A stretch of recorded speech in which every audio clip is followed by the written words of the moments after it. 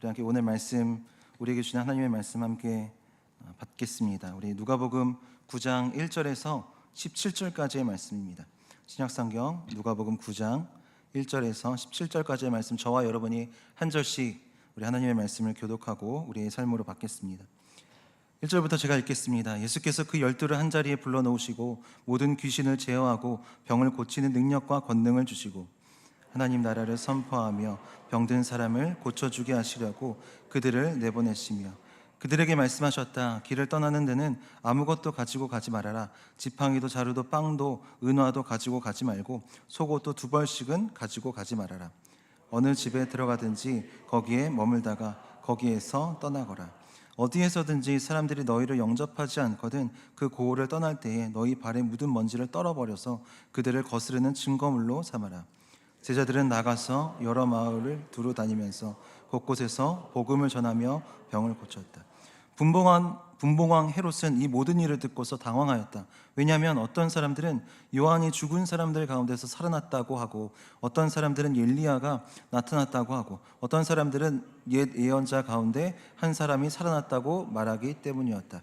그러나 헤롯은 이렇게 말하였다. 요한은 내가 목을 베어 죽였는데 내게 이런 소문이 파다하게 들리는 사람은 누구인가? 그는 예수를 만나고 싶어 하였다. 사도들이 돌아와서 자기들이 한 모든 일을 예수께 이야기하였다. 예수께서는 그들을 데리고 따로 벳세다라고 하는 고을로 물러가셨다. 그러나 무리가 그것을 알고서 그를 따라갔다. 예수께서는 그들을 맞이하셔서 하나님 나라를 말씀해 주시고 또 병고침을 받아야 할 사람들을 고쳐주셨다. 그런데 날이 저물기 시작하니 12제자가 다가와서 예수께 말씀드렸다. 무리를 헤쳐보내어 주위의 마을과 농가로 찾아가서 잠자리도 구하고 먹을 것도 구하게 하십시오. 우리가 있는 여기는 빈들입니다. 그러나 예수께서는 그들에게 말씀하셨다. 너희가 그들에게 먹을 것을 주어라. 그들이 말하였다. 우리에게는 빵 5개와 물고기 2마리밖에 없습니다. 우리가 나가서 이 모든 사람이 다 먹을 수 있을 만큼 먹을 것을 사지 않으면 안 되겠습니다. 거기에는 남자만도 약 5,000명이 있었다. 예수께서 제자들에게 말씀하셨다. 사람들을 한 50명씩 떼를 지어서 앉게 하여라. 제자들이 그대로 하여 모두 다 앉게 하였다. 예수께서 빵 5개와 물고기 2마리를 손에 들고 하늘을 우러러 쳐다보시고 그것들을 축복하신 다음에 떼어서 제자들에게 주시고 무리 앞에 놓게 하셨다. 함께 읽겠습니다. 그들은 모두 배불리 먹었다. 그리고 남은 부스러기를 주워 모으니 12광줄이나 되었다. 아멘. 네, 우리 자리에 앉으시겠습니다.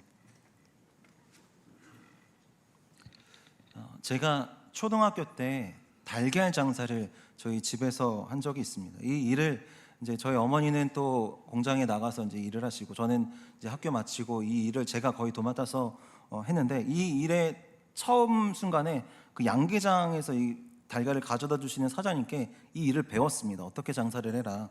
전화가 오면 이렇게 고객 응대를 하고, 배달을 갈 때는 제가 운전을 못하니까 자전거 뒷자리에 끈을 이렇게 묶어야 된다. 그래야지 떨어지지 않는다. 그리고 만약에 도착해서도 한 번 더 도착해서 깨진 달걀이 있는지 한번 확인해 봐라. 잘 살펴보고 전해드려라. 이러한 가르침을 주셨습니다. 달걀 장사의 핵심은 3신이다. 신선도, 신속, 신뢰다. 그러니 잘 관리하고 빠르게 배달해서 약속을 지키면 장사 잘 될 거야. 저한테 이렇게 약속을 하시고 또 가르쳐 주셨거든요. 그렇게 시작한 장사가 정말 잘 됐습니다. 그래서 학교 마치고 돌아오면요, 저는 매일같이 이제 배달하고서 배달이 이제 쭉 밀려 있으니까 저녁 늦게까지 배달하는 날이 많았습니다. 어느 날 기사 식당에서 이제 주문 배달이 이제 주문이 들어온 거예요. 그러니까 대량으로 가져가야 됩니다. 자전거에 혼자서 제가 이 10판 넘는 그 달걀을 실을 수 없으니 어머니의 손에 좀 들려드리고, 또 저는 자전거를 실어서 이제 같이 이제 어머니와 함께 동행을 해서 배달을 갔습니다. 그 와중에 이제 저는 신선도, 신속, 이 신뢰를 위해서 그 근처에 같이 배달이 들어온 집에 가져다 드리려고 또 그 집에 드릴 달걀도 같이 이제 챙겨서 출발을 했습니다. 일머리가 있는 초딩이었죠. 그렇게 이제 기사 식당에 이제 딱 도착을 했어요. 달걀을 이제 다 꼼꼼히 확인해서 이제 내어 드렸습니다. 그리고 이제 다음 배달지로 이제 어머니와 함께 가려고 하는데, 식당에 들어가시니 어머니가 안 나오시는 겁니다. 무슨 문제가 생긴 건지, 아니면 뭐 컴플레인이 들어온 건지, 뭐 달걀이 깨진 건지. 저는 빨리 이제 다음 집으로 가서 이제 신속하게 이 신선한 달걀을 이제 드려야 되는데 이 마음이 급한데 한참을 지나도 어머니가 안 나오시는 거예요. 그래서 제가 약간 조금 화가 난 상태로 다시 이제 들어가 봤죠. 이제 들어가 봤더니 어머니가 그 식당에서 일하시는 아주머니랑 막 이렇게 막 이러한 뭐 여러저런 이야기를 하고 계시더라고요. 가만히 들어보니까 엄마가 이제 이 아주머니에게 환하게 막 웃으면서 뭘 하고 계셨냐면 예수님 이야기를 하고 계시더라고요. 교회 한번 나와 보셔라. 너무 좋다 막. 근데 제가 장사의 신 이 양계장 사장님에게 배운 대로라면 엄마는 탈락입니다. 장사할 자격이 안 됩니다. 지금 이렇게 꾸물거리고 있을 시간이 없습니다. 이 삼신에 위배되는 행동을 엄마가 하고 있는 거예요. 당시에 저희 가정이 이 달걀 장사가 없었으면 먹고 살기가 힘든 상황이었습니다. 형편이 그랬어요. 근데 가장이 어머니였는데 어머니가 이 달걀 장사의 소중함, 이 귀함을 너무나도 잘 아셨겠죠. 그런데 그때의 어머니를 보면요, 어머니에게 가장 중요한 건 달걀 장사에서 돈 버는 게 그리 중요한 게 아니었다라고 또 돌이켜보면 그렇습니다. 어머니에게 중요한 건 뭐 신선도나 신속, 뭐 신뢰, 이 삼신, 이 장사의 이 양계장 사장님께 배운 그 가르침이 중요한 게 아니었습니다. 어머니에게 중요한 건 신앙이었습니다. 신앙, 믿음이었어요. 언제 어디서나 누구 앞에서나 어떠한 형편에서나 최우선, 최고의 가치이자 삶의 목적이자 이유가 무엇이었냐면 바로 하나님을 믿는 믿음, 그 신앙. 그래서 시도 때도 없이 틈만 나면 예수님 이야기를 하는 게 어머니의 최고의 가치, 삶의 이유였다라는 것을 제가 돌이켜보며 그렇게 어머니를 기억하게 됩니다. 그러니까 예수님을 따라 살아가는 게, 예수님처럼 오늘을 살아가는 게 숨을 쉬는 이유이고 일을 하는 이유였다라는 거죠. 이것을 조금 그럴듯한 말로 좀 이렇게 있어 보이는 말로 소명이라고 합니다. 소명의 뜻이 뭐냐면요, 부를 소, 생명명, 목숨명이거든요. 그러니까 직역하면 생명을 불렀다라는 겁니다. 내 존재, 내 생명, 내 목숨을 부르셨다. 바로 이게 소명이다라는 겁니다. 어디로, 누구로, 무엇으로 부르셨습니까? 예수 그리스도의 사람으로, 하나님의 자녀로 나를 부르셨다. 그러니까 어머니의 소명은요, 달걀 장사꾼이 아닙니다. 어머니의 소명은, 그의 소명은 그리스도인 예수님의 사람, 그게 어머니의 본질적인 아주 기초적인 소명이다라는 겁니다. 그리고 또한 이 소명을요, 다른 측면으로 우리가 볼 수 있는데요, 부를 소, 생명명이잖아요. 생명을 부른 것, 그리고 생명으로 우리를 부르셨다라는 겁니다. 죽을 수밖에 없는 우리를 생명으로 우리를 부르셨다. 어떻게 해요? 예수님이 십자가 지심으로, 부활하심으로, 자신의 생명을 내어주심으로, 그 열렬한 사랑으로 우리를 생명으로 불러내어 주신 것, 바로 이 소명의 또 다른 측면의 의미입니다. 여러분, 이 소명을 우리 모두가 다 받으셨음을 동의하십니까? 죽음에서 생명으로, 영원한 죽음에서 생명으로 우리의 인생이, 우리의 생명이, 우리의 삶이 불러졌다라는 겁니다. 그러니까 우리는요, 죽음에서 생명으로 부름을 받은 소명이 나에게 있습니다. 그리고 우리는 내 생명을 예수님의 사람으로, 예수님의 그 제자로, 하나님의 자녀로 부르셨다라는 그 소명이 바로 내게 있다라는 이 믿음 가지고, 이 확신 가지고 살아가는 것이 바로 성도, 그리스도인, 바로 우리라는 사실을 기억하시길 바랍니다. 오늘 이 누가복음 속에 예수님의 발자취를 보면요, 그 발자취를 그대로 따라가다 보면요, 숨이 턱까지 차오릅니다. 숨이 벅찹니다. 예수님의 하루 스케줄은요, 살인적인 스케줄입니다. 이 동네 갔다가 저 동네 갔다가, 이 사람들 만났다가 저 사람들 만났다가, 밤새도록 치유 집회하시고 말씀 성회하시고, 또 틈날 때마다 또 홀로 기도하러 가시고, 쉴 시간이 없는 스케줄을 지금 소화하고 계십니다. 그러니 예수님께서 오죽했으면 그 태풍이 몰아치는, 폭풍이 막 일어나는 그런 바다 위에서, 흔들리는 배 위에서 숙면을 취하시잖아요. 그러면 우리가 이렇게 질문해 볼 수 있습니다. 아니, 그 예수님은 왜 이렇게 열심히 사신 것일까요? 왜 이렇게 바쁜 갓생을 사신 것일까? 우리가 이렇게 질문해 볼 수 있습니다. 예수님은요, 지금 다급하십니다. 하나님 나라를 몰라도 너무 모르는 사람들이 바로 눈앞에 있으니 애가 끓는 겁니다. 근데 모르는 건 그나마 나아요. 알긴 아는데 제대로 모르고 있는, 착각하고 오해하고 잘못 알고 잘못 믿고 있는 이들이 있으니, 하나님의 말씀, 하나님의 율법을 오해하고 있는 이들이 바로 눈앞에 있으니 속이 타시는 겁니다. 다급하신 거예요. 그래서 숨 돌릴 틈도 없이 예수님은 계속해서 움직이고 또 움직이고 또 움직이고 계시는 겁니다. 그러니까 예수님은요, 분명한 삶의 기초 부르심이 있었는데, 그것이 무엇이냐면 바로 그분의 소명이 무엇이냐면 바로 이 말씀 가운데 나와 있습니다. 우리 누가복음 4장 43절 말씀을 한번 보면서 예수님의 소명을 확인해 보겠습니다. 4장 43절입니다. 시작. 그러나 예수께서 그들에게 말씀하셨다. 나는 다른 동네에서도 하나님 나라의 복음을 전해야 한다. 나는 이 일을 위하여 보내심을 받았기 때문이다. 이게 예수님의 소명, 부르심입니다. 누가복음 19장 10절 말씀도 한번 확인해 볼까요? 함께 읽겠습니다. 시작. 인자는 잃은 것을 찾아 구원하러 왔다. 요한복음 6장 39절도 보겠습니다. 시작. 나를 보내신 분의 뜻은 내게 주신 사람을 내가 한 사람도 잃어버리지 않고 마지막 날에 모두 살리는 일이다. 그러니까 예수님은요, 이 동네 저 동네 여기저기 막 움직이시는 그 모든 삶의 이유가 무엇이었냐면, 예수님의 삶의 모든 행동의 목적이 무엇이었냐면 바로 이 소명이라는 겁니다. 예수님의 소명이 무엇이죠? 잃은 자를 구원하는 것, 죽어가는 자를 살리는 것, 마지막 날에 모두 살리는 이 소명을 위해서 예수님은 살아가셨다. 그러니까 예수님은 숨을 들숨하실 때 소명 마시고, 날숨하실 때 복음, 하나님 나라, 이렇게 내뱉는 그런 하루를 매일같이 사셨다라는 겁니다. 하나님 나라 모르고 자기 나라 자기 세상에서 그렇게 살아가면서 죽음으로 내달리고 있는 자들에게 예수님은 생명으로 소명으로 달려가셨다라는 겁니다. 그래서 이렇게 살인적인 스케줄을 예수님은 소화하고 계신 겁니다. 자녀 잃어버리면 어떡합니까? 부모가 애 같아서 속이 타서 가만히 앉아 있을 수가 없잖아요. 딱 예수님이 바로 이 심정이라는 겁니다. 그런데 예수님의 이 소명을요, 지금 오늘 이 본문에 누구에게 전달하고 누구에게 전가하고 계시는지 우리가 한번 봤으면 좋겠습니다. 우리 1절 2절 말씀을 한번 볼까요? 오늘 본문 1절 2절입니다. 시작. 예수께서 그 12를 한자리에 불러놓으시고 모든 귀신을 제어하고 병을 고치는 능력과 권능을 주시고 하나님 나라를 선포하며 병든 사람을 고쳐주게 하시려고 그들을 내보내시며.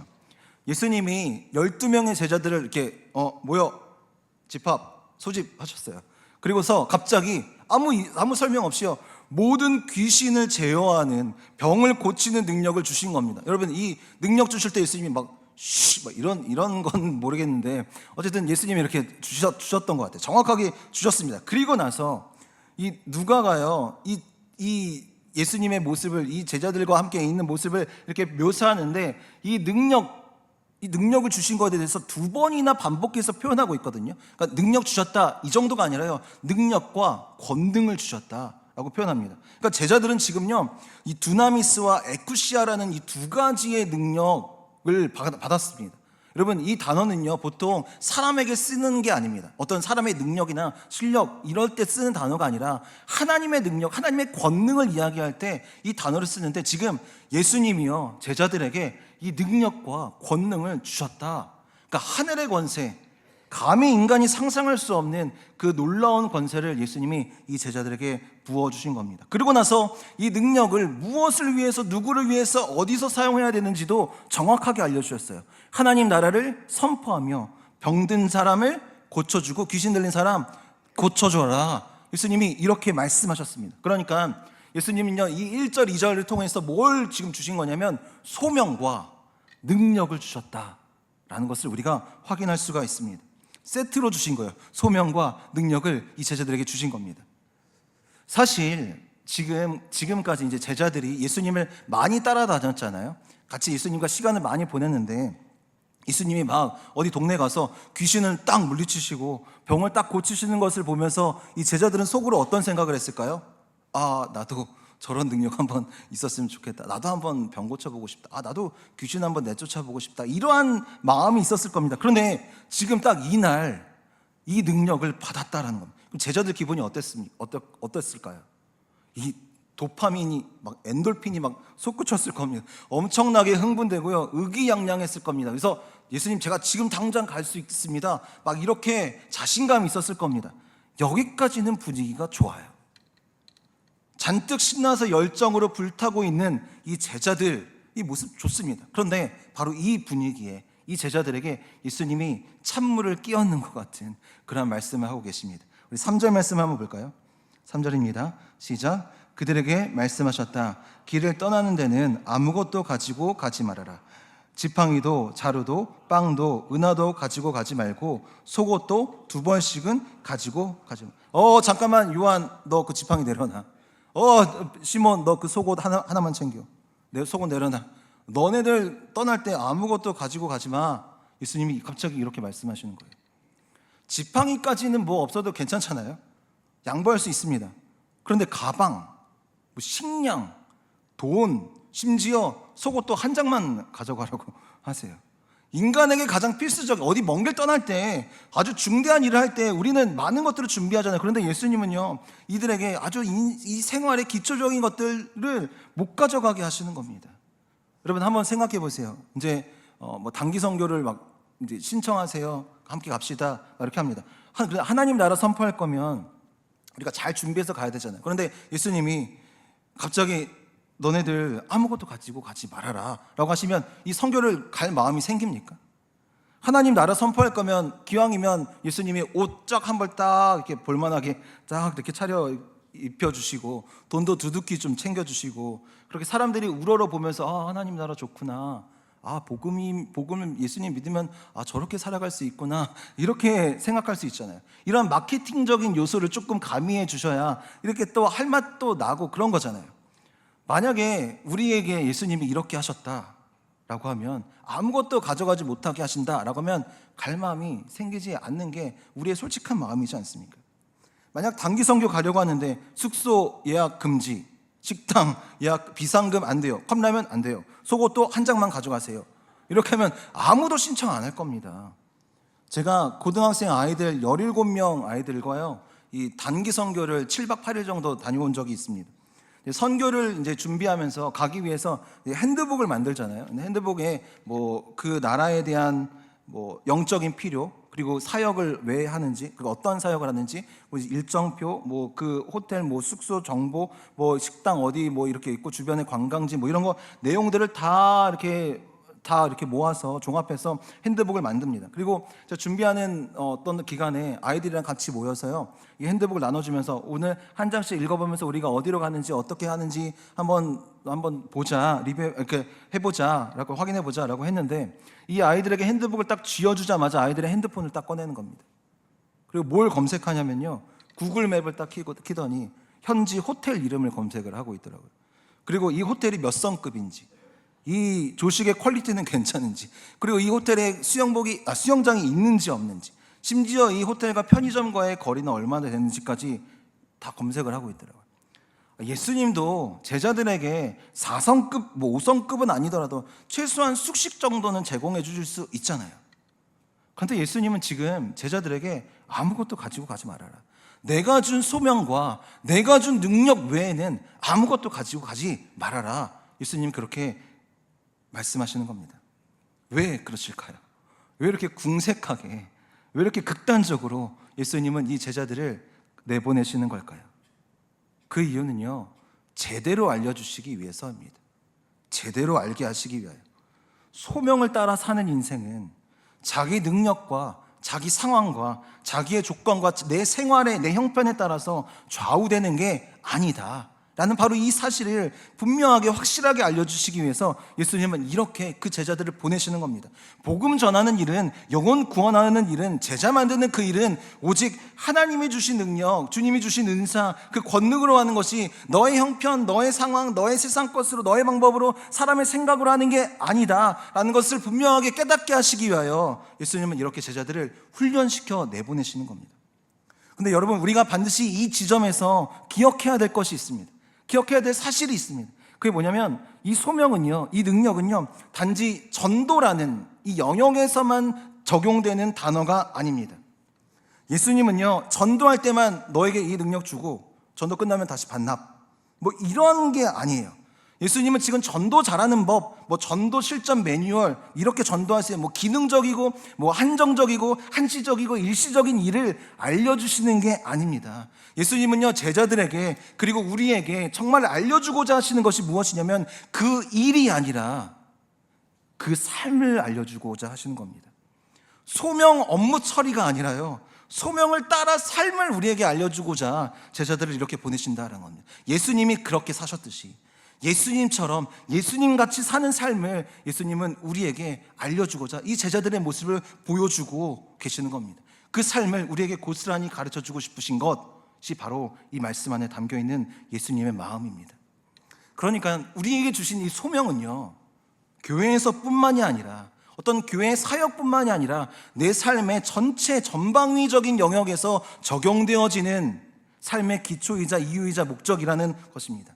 내게 주신 그 능력은요, 내가 어떤 사람을 전도할 때만 뿐만이 아니라 하나님의 나라를 살아가는 모든 나의 삶의 순간에 발휘되고 사용되어져야 되는 것이라는 것입니다. 한 집사님이, 제가 이렇게 잘 오랫동안 교제하고 있던 그 집사님이 사업을 하세요. 근데 제가 곁에서 볼 때마다 늘 마음이 아픈 집사님입니다. 왜냐하면 사업이 잘 안 됩니다.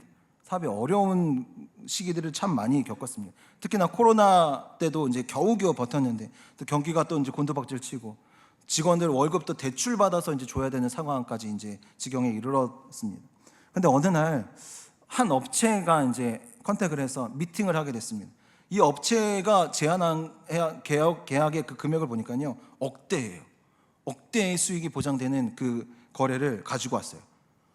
그러면 이 계약만 따내면요, 지금까지 대출금 다 갚고 1년간은 안정적으로 회사를 그 기반을 잘 다질 수 있는, 운영할 수 있는 규모의 수준의 건수입니다. 절호의 기회죠. 그런데 이 업체가 한 가지 조건을 제시를 했습니다. 뭘 내밀었냐면 실제 이 계약서와 그리고 서류상의 이 계약과 이 실제 계약의 금액을 좀 조정하자. 이게 이면 계약이잖아요. 그러니까 세금 덜 내기 위해서 이면 계약을 하는 겁니다. 근데 이게 불법이지만요, 이 업계에서는요, 종종 은근하게 빈번하게 사용하는 그런 방법입니다. 주변의 사장님들, 주변에 있는 주위의 사장님들도 다 그렇게 해서 계약을 따냈대요. 그 제안을 받고 이 집사님이 어떻게 했을까요? 계약했을까요? 거절했을까요? 갈등되십니까? 거절했습니다. 거절했어요. 그런데 그러고 나서 거절한 그날 밤에 엄청난 후회가 밀려오더랍니다. 내가 왜 그랬지? 내가 왜 그랬을까? 그리고 나서 좀 보니까 거절한 계약을 옆 회사가, 경쟁해왔던 그 옆 회사가 결국 따냈어요. 그리고 정말 억대의 매출을 낸 겁니다. 그리고 사업까지 확장하는 일이 벌어졌어요. 그걸 지켜보고 있으니 날마다 속이 타들어가는 겁니다. 가장 먼저 이 계약을 받은 이 집사님은요, 정작 지금도 월급을 제때 주지 못해서 회사에서는 고개도 못 들고 다니고 집에는 생활비도 못 가져다 주는 그런 무능한 아빠, 무능한 남편이 되어버렸습니다. 그런데 어느 날요, 이 모든 사정을 알고 있는 이 초창기 때부터 이 회사를 같이 이렇게 했던 이 한 직원이 사장님의 이 과정을 한 커뮤니티 게시판에 올렸어요. 그리고 나서 이 글이 게시판에서 게시판으로 옮겨지고 어떤 미디어를 타게 되고요, 다른 기업에까지 이 정보가, 이 사장님의 이 일련의 스토리가 이제 전달이 된 겁니다. 그때부터 이 회사에 일거리가 조금씩 몰려오기 시작하는 겁니다. 그때 전에 그 이면 계약을 제안했던 그 계약보다요, 더 많은 수익의 그 수억 수준의, 높은 수준의 매출의 계약이 성사가 되고, 이전에는 이렇게 해본 적 없던 매출이 계속해서 딱 찍히게 되는 겁니다. 나중에 알고 봤더니요, 이 직원이 글을 올린 이유가 무엇이냐면 사장님이 그렇게 결정한 게 감동이었다라는 겁니다. 그 계약을 거절한 게 감동이었다는 겁니다. 지금 회사 상황, 형편 뻔히 아는데도 그 부당함, 그 부정함에 있어서 내가 그것을 거절하겠다라고 하는 이 사장님의 태도에 감동을 받았다는 겁니다. 어떤 감동이었냐면 사장님이 교회에 다닌다더니 허투루 다닌 게 아니었구나. 교회 하나님 믿는 사람이라더니 다르긴 다르더라. 이러한 감동으로 그 글을 올렸다고 합니다. 여러분, 이 집사님이 이 과정을 통해서 무엇을 경험했겠습니까? 나는 무능한 사장, 무능한 남편, 무능한 아빠, 무능한 사람이었지만 하나님은 위대하시구나.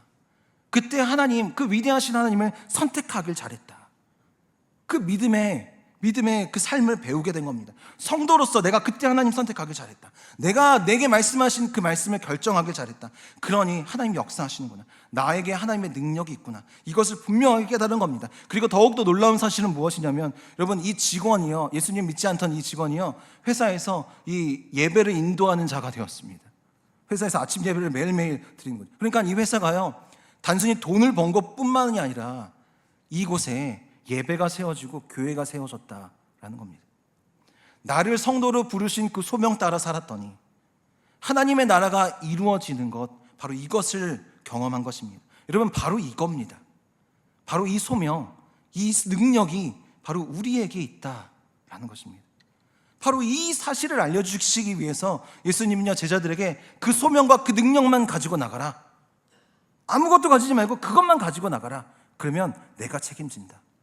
이 말씀을 이 제자들에게, 그리고 이 자리에 앉아있는 우리에게 해주시는 겁니다. 하나님이 책임지시는 인생, 이게 바로 우리의 인생인 줄 여러분 믿으시기를 바랍니다. 그런데 우리는요, 이 소명, 능력, 그래 받았습니다. 받긴 받았는데 조금은 사용하기가 조금 어렵습니다. 교회에서는요, 잘할 수 있어요. 복음 전하는 일 앞에서는 근데 또 주저하는 내 모습을 또 발견하게 됩니다. 성도로서 소명을 따라서 언제 어디서나 그렇게 살아가야 되는 거 알긴 알겠는데 여기서는 조금 이런 타협점을 찾고 있는 우리의 모습이 있지는 않습니까? 믿음대로 살아가는 그 삶을 두려워하는 우리의 모습이 있지 않습니까? 여러분, 그 이유가 무엇일까요? 우리가 왜 주저할까요? 왜 나가라 가라 하는데 우리는 왜 이 발길을 떼지를 못하는 걸까요? 가지지 말아야 할 것에 우리의 발목이 붙잡혀 있기 때문에 그렇습니다. 가지고 가지 말아라, 예수님께서 말씀하셨는데 우리는 지금 당장 하나님 먹을 게 없습니다. 아직 자리를 못 잡았어요. 아직 취업이 안 됐습니다. 아직 형편과 상황이 좋지 않습니다. 아직 그럴 마음이 없어요. 이러한 핑계를 손에 쥐고는, 가방에 넣고서는, 내 지팡이로 짚고서는 발을 떼어 걷지 못하는 것이 우리의 모습이지 않나 우리는 돌아보게 됩니다. 분명 능력을 내게 주셨음에도 불구하고 정작 하나도 제대로 사용하지 못하고 가지지 말아야 할 그 세상 것에 내가 매여서 주저하고 있는 모습이 나의 모습이지 않나. 그리고 또 하나의 이유가 무엇이냐면, 거부당하는 게 두려워서 성도로 살아가는 그 소명대로 살지 못하는 우리의 모습이 있지 않나 우리가 돌아봐야 합니다. 내가 내 동료에게, 내 가족에게 교회 한번 가보자 데리고 왔는데 실망할까봐 전도를 못합니다. 밥 먹기 전에 기도하면, 쉬는 시간에 출근길에 큐티하면, 그리스도인이라고 나를 밝히면 무시당할까봐, 공격당하고 조롱당할까봐, 사람들의 입방아에 오를까봐, 뭐든지 다 나만 시킬까봐 우리는 소명을 따라 살아가지 못하는 그 부끄러울 때가 너무나도 많습니다. 그래서 예수님은요, 우리에게 이렇게 솔루션을 제공해 주시거든요. 우리 5절 말씀을 함께 볼까요? 5절입니다. 시작. 어디에서든지 사람들이 너희를 영접하지 않거든 그 고을을 떠날 때에 너희 발에 묻은 먼지를 떨어버려서 그들을 거스르는 증거물로 삼아라. 여러분, 예수님만큼 극심하게 멸시와 조롱과 비난과 거절과 배신을 당한 분이 없습니다. 그런데 예수님은요, 소명을 따라 살 때 받는 온갖 수모를 이미 다 겪어봐서 아시니 제자들도 그 복음 들고 나갔을 때, 하나님 나라를 선포했을 때 사람들 앞에서 어떤 대우를 받을 것까지 다 알고 계셨습니다. 그래서 이렇게 말씀하시는 거예요. 그들이 복음을, 하나님의 나라를, 그리스도인을 받아들이지 않는다면 발에 묻은 먼지 떨어버려, 이렇게 말씀하시는 거예요. 여러분, 이 먼지가 무엇입니까? 복음을 전하다가 마주하는 거부감입니다. 하나님의 나라에 대한 거절입니다. 성도로 살아갈 때 우리가 겪는 조롱과 핍박입니다. 교회와 예수님을 향한 무시와 냉대와 냉소가 바로 이 먼지입니다. 예수님은요, 이 먼지를요 그냥 탈탈 털어버려 말씀하시는 거예요. 여러분, 먼지는요 그때그때마다 잘 털어버리면 됩니다. 털어버리면 날아가 버리는 게 먼지입니다. 그러니 이 먼지가 묻을까봐 두려워 말고 담대하게 전하라. 이 작디 작은 먼지 하나 때문에 크고 위대한 일, 크고 위대한 그 삶을 포기하지 말아라. 예수님께서 말씀해 주시는 겁니다. 너 소명대로 살면 돼. 너에게 준 그 능력대로 살면 돼. 여러분, 그러니 제자는 어떠한 사람입니까? 6절 말씀을 보겠습니다. 6절입니다. 시작. 제자들은 나가서 여러 마을을 두루 다니면서 곳곳에서 복음을 전하며 병을 고쳤다. 제자는요, 발을 떼는 사람입니다. 나가는 사람입니다. 내게 주신 말씀대로 나가고 그 능력 가지고 두루두루 다니는 사람입니다. 곳곳을 다니면서 복음 전하고 내게 주신 능력 은사대로 베풀며 사랑하며 섬기는 사람이 바로 제자, 성도, 그리스도인입니다. 그러니 우리는요, 이제 더 이상 내 발에, 내 삶에 먼지 묻을까봐, 먼지 들어갈까봐, 먼지 날릴까봐 두려워하지 말아야 합니다. 먼지 그냥 털어버리십시오. 그리고 나가서 걷고 뛰어야 먼지가 쌓이지를 않습니다. 복음 들고 날마다 주님과 함께 걷는 제자가 바로 우리가 되어야겠습니다. 근데 7절 말씀에요, 분봉왕 헤롯의 이야기가 갑자기 등장하게 됩니다. 근데 그의 반응이 좀 심상치 않습니다. 우리 7절 상반절 말씀을 함께 읽어보겠습니다. 시작. 분봉왕 헤롯은 이 모든 일을 듣고서 당황하였다. 헤롯이 왜 당황했냐면요, 예수님이 하신 모든 일을 듣고서 당황한 겁니다. 여기서 당황했다라는 건 그냥 뭐 잠깐 이런 정도의 당황함이 아니라요, 기절할 정도의 당황함입니다. 왜냐하면 이 분봉왕 헤롯 안티파스가 세례 요한을 죽였거든요. 그의 목을 뱄습니다. 그런데 소문을 들어보니까 예수님을 보면서 사람들이 뭐라고 얘기하냐면 죽었던 세례 요한이 다시 살아난다? 그리고 또 어떤 소문이 있냐면 옛날 예언자 중에 예언자 한 명이 다시 살아난 건가? 엘리야가 다시 살아난 건가? 이러한 소문이 돌고 있는 겁니다. 바로 이 소문을 듣고 지금 헤롯 분봉왕, 이 헤롯이 당황한 거예요. 그런데 이 소문들을 이렇게 잘 보시면요, 공통되는 한 가지 사실이, 공통점이 있습니다. 그게 무엇이냐면 예수님을 목격한 많은 사람들이 예수님에 대한 이 소문들의 이 기본적인 깔려있는 그 사실의 이유가 뭐냐면 예수님을 부활하신 분으로 보았다라는 겁니다. 예수님을 이 신비한 존재로 다들 보고 다시 살아나신 분인가? 라고 이렇게 이야기를 한다라는 겁니다. 여러분, 이 사람들도 다 알아요. 부활은요, 인간의 영역이 아니라는 것, 신비의 영역, 불가능의 영역이다라는 것, 이 사람들도 다 압니다. 그런데 예수님을 보고서 인간을 넘어선, 불가능을 넘어선 가능을 보았다, 신비를 보았다는 겁니다. 그러니까 뭔지는 잘 모르겠지만 예수님은 달라도 다른 분이다 라는 것을 이 사람들은 그렇게 이야기하고 있었다라는 겁니다. 겉으로 보면 똑같은 사람이에요. 그런데 그의 삶을 보면요, 예수님의 삶을 보면 전혀 다른 사람입니다. 바로 그분이 예수님입니다. 그리고 그 예수님처럼 살아가야 될 사람이 바로 우리입니다. 세상에는요, 도무지 눈을 씻고 찾아봐도 찾을 수 없는 신비로운 사람, 불가능을 넘어선 가능을 살아가는 사람이 바로 그리스도인이라는 것입니다.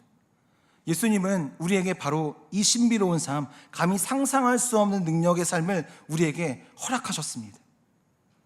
눈을 씻고 찾아봐도 찾을 수 없는 그 사랑의 능력을요, 나에게선 도무지 찾아볼 수 없는 그 사랑을 나에게 부어주셨고, 달라도 다른 정직과 신실함과 인내와 자비와 긍휼을 우리 가운데 주셨습니다.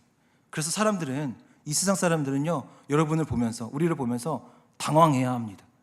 기절할 정도로 당황스러워해야 됩니다. 아니, 이때 이렇게 반응한다고? 아니, 이런 상황에서 이렇게 평안하다고? 아니, 그 사람을 사랑할 수 있다고? 아니, 이 순간에도 이렇게 담대하다고? 이러한 당황스러움, 이러한 놀라움을 선사하는 우리가 되어야 합니다. 여러분, 별반 다를 거 없네. 믿는다더니, 교회 다닌다더니, 너가 교회를 다녀? 이런 말 듣지 않아야 됩니다. 그리고 이제 오늘 말씀을 보니까요, 우리가 너무나도 잘 아는 오병이어의 기적의 말씀이 나옵니다. 우리 13절의 상반절만 한번 읽어볼까요? 13절 상반절 말씀입니다. 시작. 그러나 예수께서는 그들에게 말씀하셨다. 너희가 그들에게 먹을 것을 주어라. 잘 아시는 말씀이죠. 예수님은 빵 5개와 물고기 2마리 가져온 걸로 축사하시고 제자들에게 말씀하셨어요. 뭐라고 말씀하시죠? 너희가 그들에게 먹을 것을 주어라. 그리고 실제로 이 수천 명이 다 먹고도 몇 바구니가 남았습니까? 12광주리가 남았습니다. 제자들은요, 꺼내도 나오는 이 빵과 물고기를 보면서 무엇을 생각했을까요? 아니, 그때 전도 나갈 때 이 능력 주시지. 와, 이거 대박인데? 아니, 그랬으면 더 빨리 복음 전해줬을 텐데. 이런 생각하는 제자들 분명 있었을 겁니다. 그런데 정말 제대로 예수님을 아는 제자였다면, 예수님의 그 소명이 무엇인지 정말로 뼈저리게 느꼈던 그 사람이었다면 이 떡과 물고기가 막 이렇게 계속해서 이제 나오는 이 생산 능력에 놀란 게 아니라요. 아니, 나 같은 사람에게 이 소명을 주셨다고. 아니, 나 같은 사람을 예수님의 제자로 나를 불러주셨다고. 이 부르심에 놀랐을 겁니다. 나 같은 자에게 그 소명을 주시다니, 나 같은 자를 예수님처럼 살 수 있도록 하시다니, 나를 부르신 그 소명에, 그 능력에, 그 예수님의 그 사실에 놀랐을 겁니다. 그러니까 오병이어의 기적은요, 빵과 물고기 5,000명 이거 먹고도 12바구니 남았습니다, 뭐 이 정도의 기적으로 우리가 머물러 있으면 안 됩니다. 오병이어의 진짜 기적은요, 내게 예수님의 소명이, 내게 예수님의 그 능력이 주어진 게 기적이라는 겁니다. 나 같은 자를 제자로 삼으셔서 너 나가서 먹여, 실제로 먹일 수 있는 그 능력이, 그 소명이, 그들을 배불리 먹이고 그들에게 줄 수 있는 것을 나에게 주신 그 사랑이, 그 은혜가 우리에게 기적 중의 기적이라는 것입니다. 그러니 소명은요, 반드시 이기고 맙니다. 소명은요, 내 형편과 내 현실과 내 자격과 내 처지를 반드시 이길 수 있는 전적인 은혜임을 여러분 믿으시길 바랍니다. 내게 주신 그 소명은요, 내 걱정과 염려와 불안과 두려움을 이길 수 있는 전적인 예수 그리스도의 사랑임을 여러분 믿으시길 바랍니다. 우리가 살아가는 현실은요, 늘 계산할 수밖에 없는 현실입니다. 나는 매일같이 가능과 불가능을 예상하고 판단하면서 계산기 두드려가면서 걱정하면서 사는 게 우리입니다. 도시락 하나 딱 들고서 이거 안 돼, 이거 불가능이야 라고 혀를 내두르면서 걱정하며 불안하며 염려로 떨 수밖에 없는 게 바로 나입니다. 그런 우리에게 예수님이 말씀하고 계세요. 너희가 그들에게 먹을 거 줘. 가서 줘. 여러분, 이게 소명입니다. 지팡이 없어도, 가방 없어도, 속옷 없을지라도, 너에게 자격이 없고 너에게 실력이 없고 그럴지라도 내가 너에게 있잖니. 너에게 영원한 생명이 있잖니. 내가 너에게 불가능이 가능케 되는 능력을 부어주었잖니. 그러니 너는 가서 먹을 거 줘. 바로 이 소명을 우리에게 주셨습니다. 바로 이 소명의 자리로 우리를 초청하셨습니다. 여러분, 제자들이 한 거라군요, 소명 따라서 나눠준 것뿐입니다. 빵 굽고 물고기 어디서 공수해 와서 잡아와서 요리한 게 아니라, 자기 능력 키워서 준비해서 그들에게 나눠준 게 아니라요, 그저 가서 먹을 거 줘 했던 그 말씀 붙잡고 그곳에 가서 나눠준 것뿐입니다. 근데 바로 그곳에, 그때 그들에게 기적이 일어나는 거예요. 그저 주님 주신 사랑 들고서 집에 들어갔는데 기적이 일어나는 겁니다. 남편이 바뀌는 기적이 일어나고, 찢어져 있는 관계의 상처가 아물는 기적이 일어나고, 굳게 세워져 있던 마음의 벽이 허물어지는 기적이 일어나고, 공허함이 채워지고, 아픔과 고통과 주림과 갈급함과 이 불안이 사라지는 기적을 우리는 예수님의 소명을 따라 그 능력대로 살아갈 때 경험하게 될 수 있으리라 믿습니다. 그저 주님 주신 말씀 붙잡고 회사에 갔는데 억압과 부정과 부당함과 분리 앞에서 자유함을 얻는 그 기적, 그것을 경험하게 되리라 믿습니다. 그 상사가, 그 선배나 후배와 동료가 예수님을 믿게 되는 기적도 우리는 반드시 우리의 삶 가운데 경험하게 되리라 믿습니다. 내게 주신 것, 그 소명 붙잡고 그저 난 나아간 것뿐인데 하늘이 열리는 기적이 우리의 삶 가운데 열리는 것을 여러분 반드시 경험하는 삶 살기를 간절히 소망합니다. 그러니 이제 우리는요, 주저하지 말아야 합니다. 속옷 없다고, 이것도 없고 저것도 없다고 염려하고 불안해하면서 그 먼지에 가려서 먼지 쌓일까봐 물러서지 말아야 합니다. 왜냐하면 예수님의 그 소명은, 예수님의 그 능력은 이미 내게 부어져 있습니다. 그 기적은 내 삶 가운데 이미 시작됐고 진행되고 이루어져 가고 있습니다. 여러분, 이 사실을, 이 소명을 따라 그 능력을 발휘하며 살아가는 우리의 삶이 되기를 도전합니다. 지금 우리의 가정과 학교와 또 회사와 공동체, 또 내 삶의 터전이 빈들과 같을 수 있습니다. 지금 내 마음이, 내 상황이 광야와 같을 수도 있습니다. 그런데 바로 그곳에서, 바로 그때 우리가 소명 확인하고 소명대로 살고 주님 주신 그 능력대로 우리가 살아가면 우리는 바로 그곳에서 하나님의 나라를 경험하게 되는 기적과 같은 삶을 살게 될 줄을 믿습니다. 바로 이 소명이 이기는 삶, 기적 같은 삶, 신비로운 삶, 불가능이 가능케 되는 삶, 세상을 놀래키는 그 기적의 삶을 살아가시는 저와 여러분 되시기를 주님의 이름으로 간절히 축원합니다.